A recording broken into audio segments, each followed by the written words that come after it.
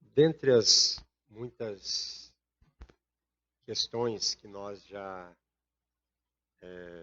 passamos na nossa vida, na nossa história, poderíamos fazer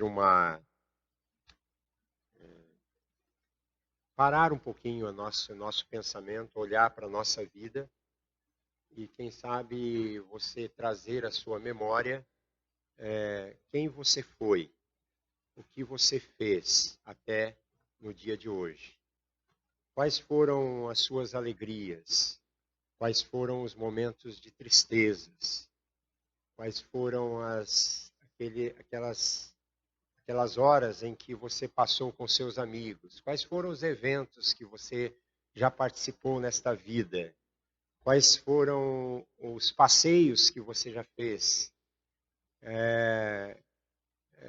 A vida, ela é feita assim também de idas e vindas, né? Nós estamos aqui, de repente estamos em outro lugar, e às vezes nós nos despedimos de pessoas que são queridas, que vão embora.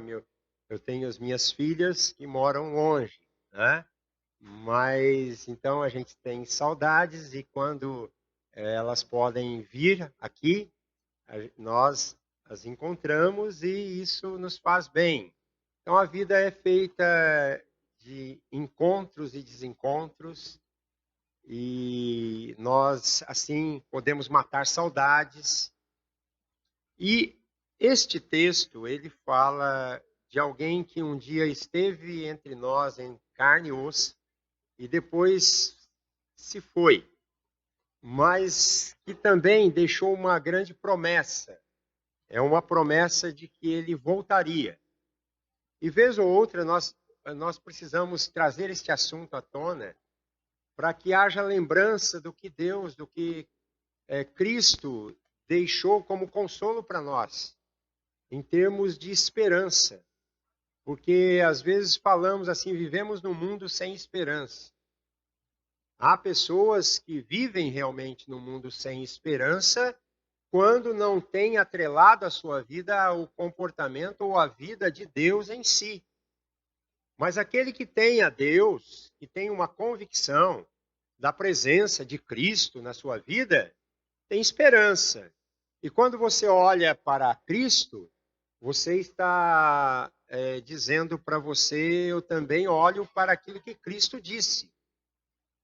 E ele disse: venho sem demora.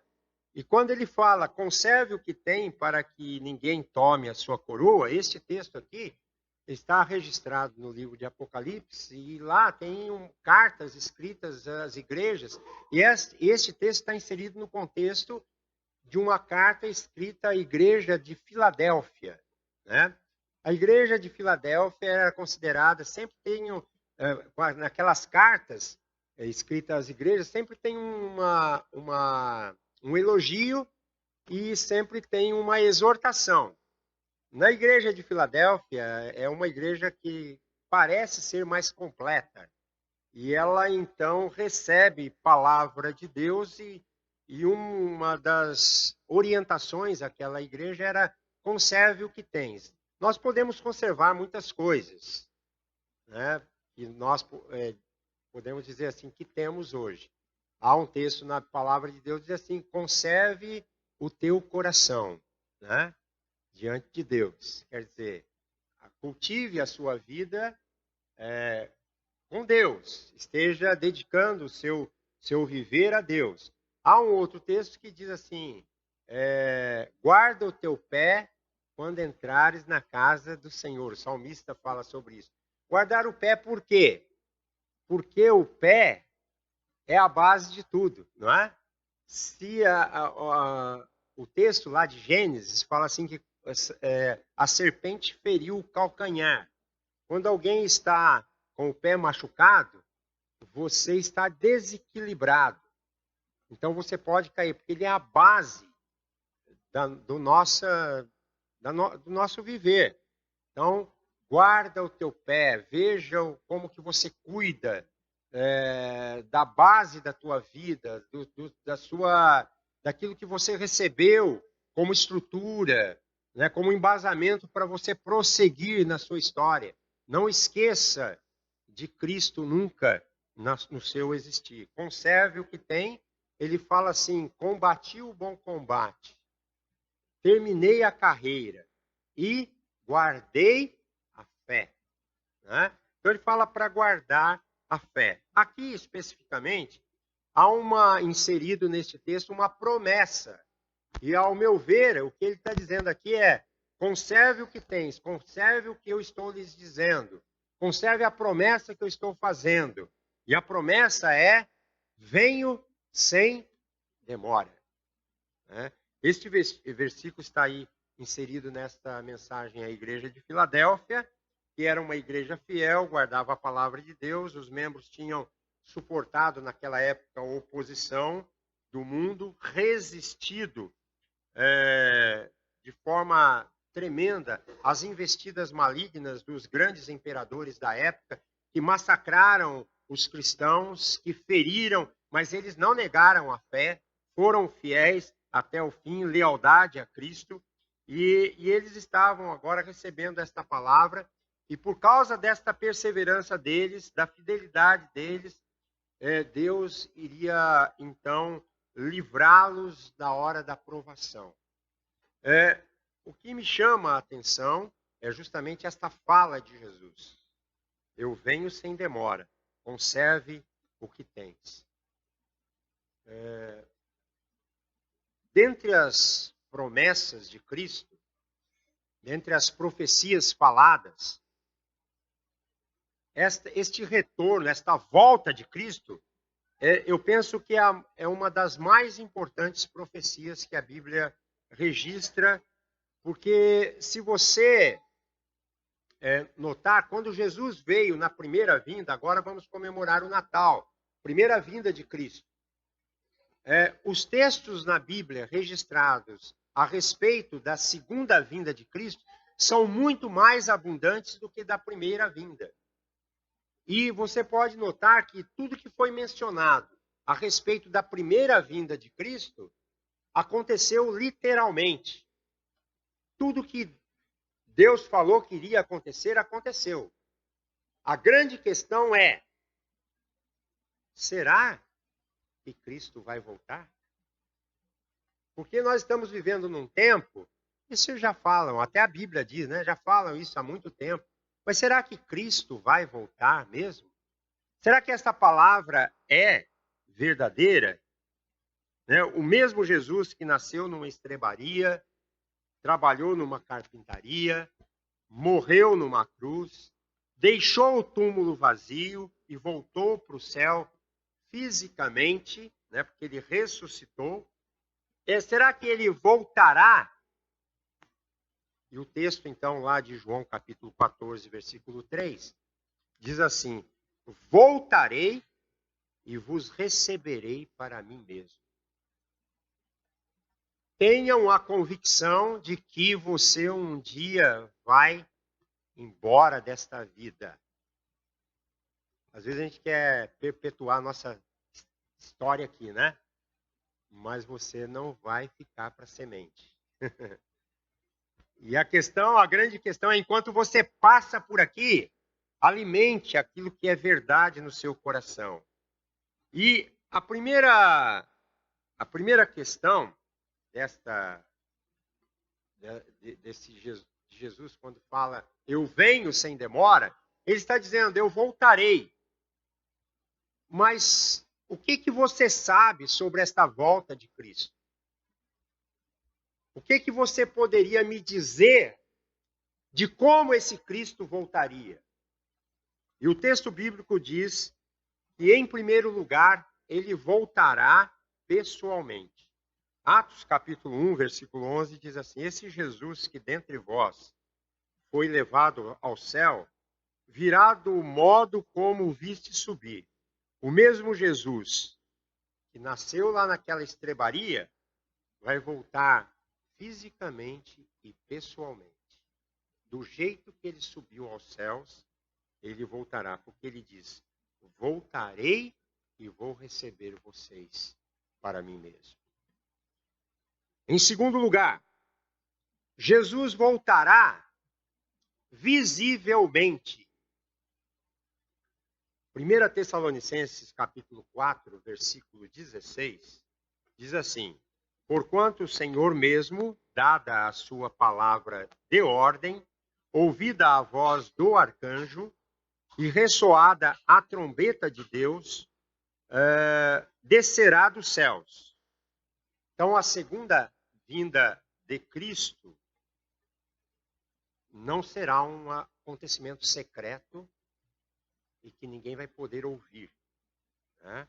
Ele vai poder, aliás, as pessoas vão poder vê-lo.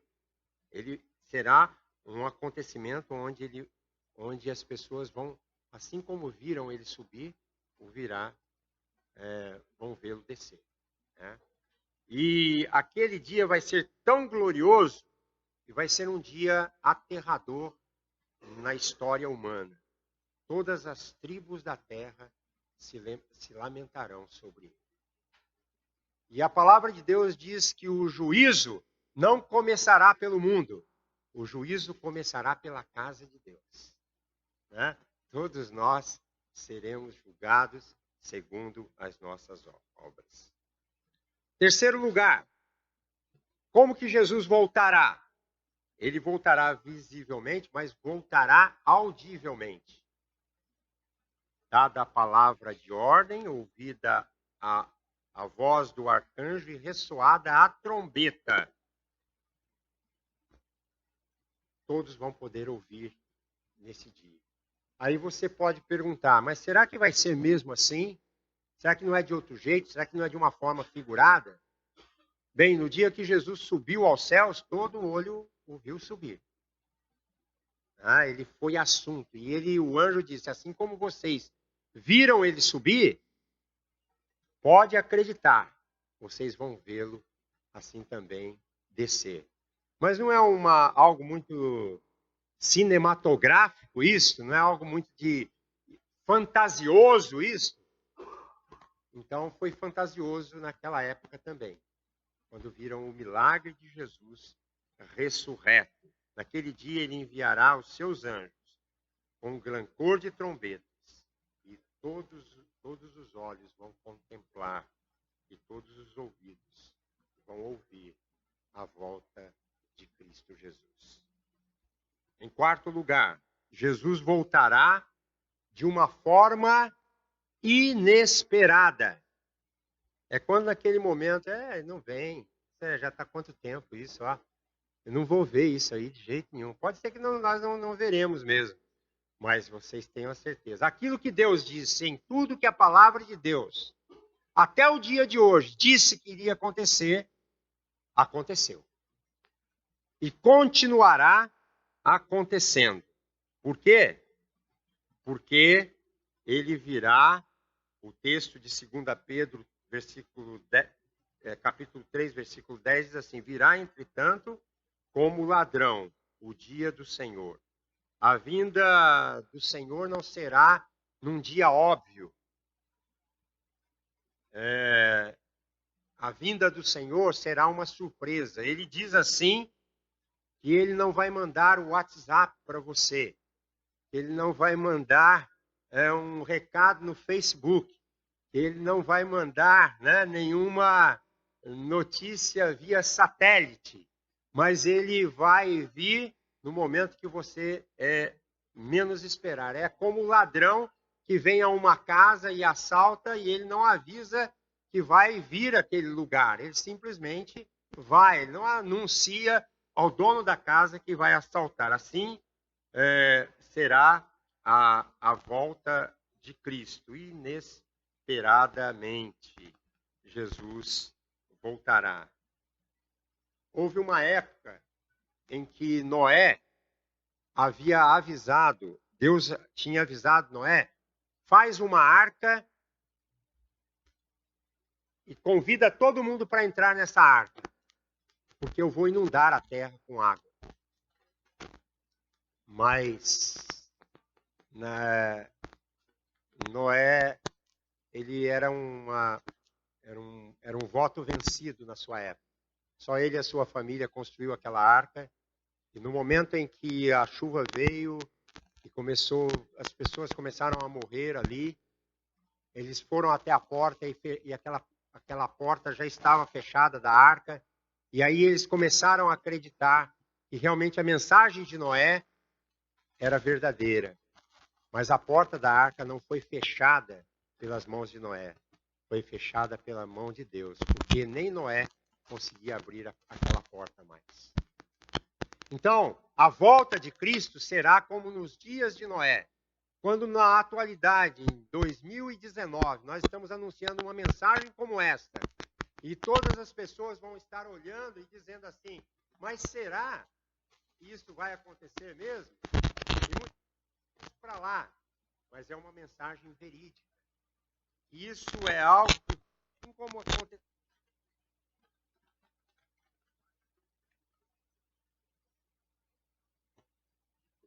né? Por isso ficai também vós apercebidos, porque a hora que não cuidais, o filho do homem virá. Você está preparado para a volta de Cristo? Ou você está preparado para que a sua vida seja interrompida a qualquer momento?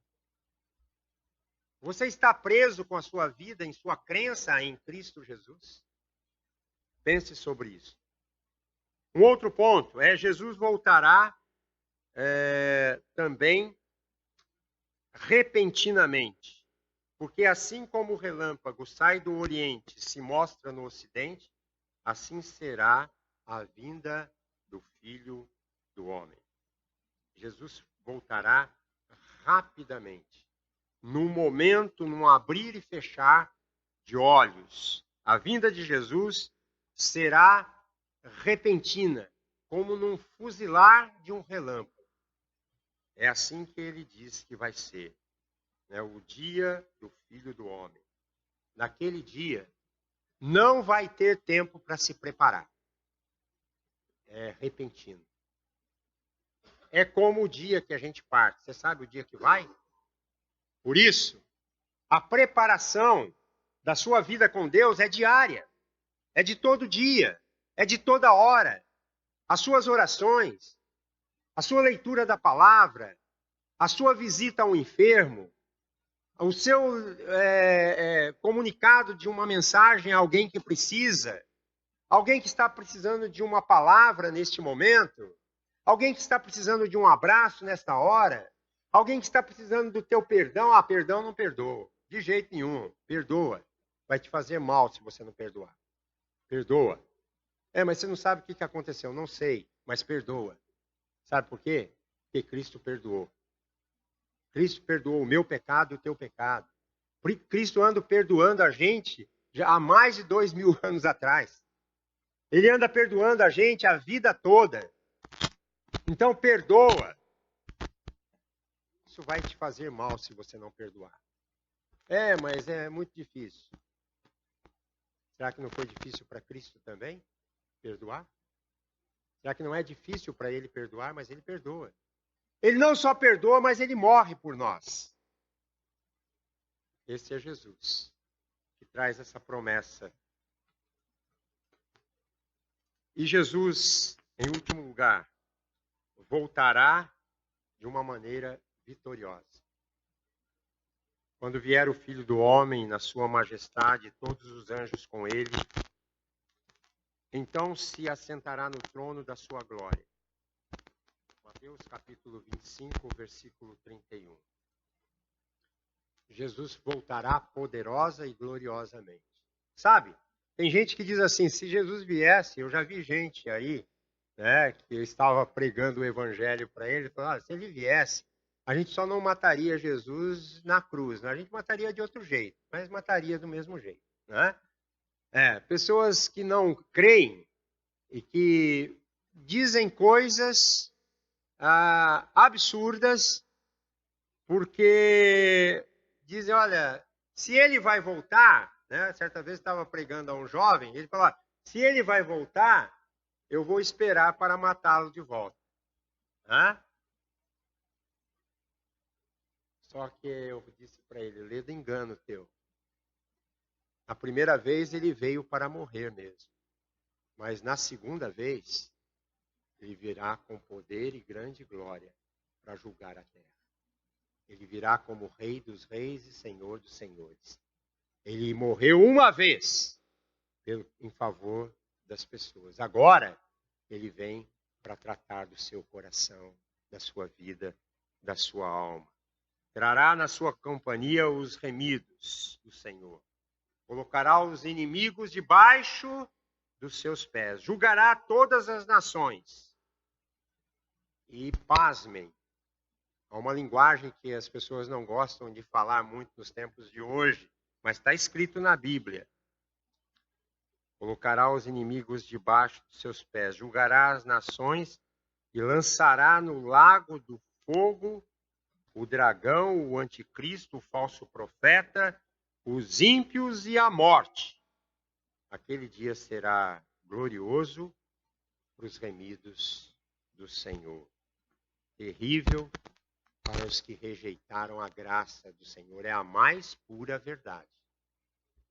Não dá para fazer meias palavras no meio de estar. Ah, mas isso é figurado. Não é figurado, não. Há coisas que Deus, ele simplesmente diz. É assim que é. Ah, mas não existe o inferno. Espere para ver. Isso não é uma ameaça.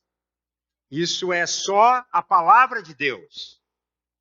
Isso é só o que a palavra de Deus nos diz. Nós, porém, receberemos novos céus e nova terra, e reinaremos com ele para sempre e sempre. Esse será o dia glorioso do Senhor. O Senhor virá. O Senhor voltará. Sabe por quê? O que ele está preparando para você? Não sei. O que eu sei é o que a Bíblia diz. Nem olhos viram, nem ouvidos ouviram, nem jamais subiu ao coração do homem o que Deus está preparando para aqueles que o amam. Pense sobre isso. Mas nos últimos dias, segundo a carta de Pedro, diz assim: antes de tudo, saibam que nos últimos dias virão escarnecedores com as suas zombarias, andando segundo as próprias paixões, e dizendo: onde está a promessa da sua vinda? Porque desde que os pais morreram, todas as coisas permanecem como desde o princípio da criação.